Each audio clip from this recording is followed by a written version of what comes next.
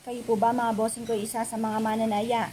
May ituturo po ako na isa sa mga technique upang sa ganon kayo ay swertihin, manalo ng malaking halagang pera, or kaya kapag labis-labis ang swerte, kayo po'y maka-jackpot pa. Subukan nyo po ito sa pamamagitan ng isang dahon ng oregano. Isulat ang inyo pong numero na tinatayaan. Halimbawa ako po, ang tinatayaan ko ay 7. Favorite number, ganun din po mga bossing ko ang 5. Ganun din po mga bossing ko ang 8. At ang edad ko po ay 41. Ang edad ng mister ko ay 43. Ang edad ng anak kong panganay na lamang ay 18. Yan.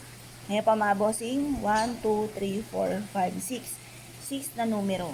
Tapos sabihin nyo po dito, mananalo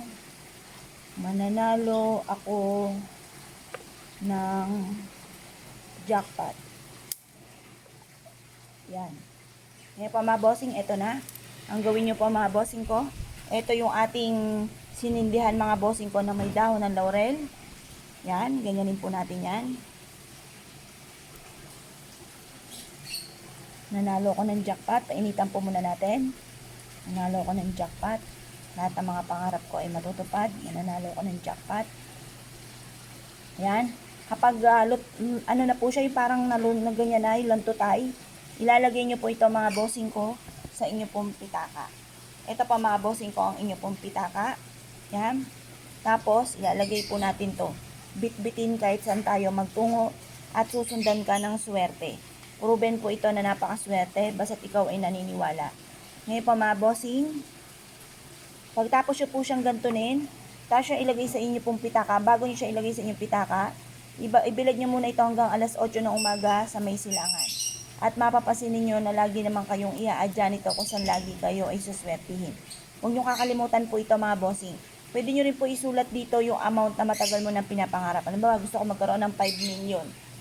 Yan, walang imposible. Makakamtan nyo po yan lalo na kung kayo masipag, matyaga, at hindi nakakalimot magdasal. Proven po ito mga bossing ko na napakaswerte. Ayan, siksik-liglig at umaapaw at maraming blessing ang darating mga bossing. Yan, ayan lang po natin ganyan. At pagkatapos, kumuha kayo ng tweezer or chane para hindi kayo mapasok mga bossing. Mas mainam na lahat po ito ay mapapalutay-tay mo natin. Yung ganyan po magiging itsura. Tapos saka nyo siya ilalagay sa wallet. Tapos positive lamang makakamtan ang mga pinapangarap mga bossing. Siksik-liglig at napakaraming pera, napakaraming blessing ang darating. Yan po mga bossing. Isa po sa mga sikreto na pwede natin gawin upang sa ganon magtuloy-tuloy ang pasok ng swerte at makamit lahat ang mga pinapangarap. Yan po mga bossing. Pagtapos lagay na natin sa ating pitaka. Ang ating pong pitaka ay bawal po na ilagay mga bossing ko sa sahig. Bawal din po ito sa ilalim ng inyo pong higaan. Bawal po ito mga bossing ko sa mga mabababa. Dapat ito ay sa matataas nyo nilalagay para masilip kayo na maka-attract ng swerte lalo na sa pera.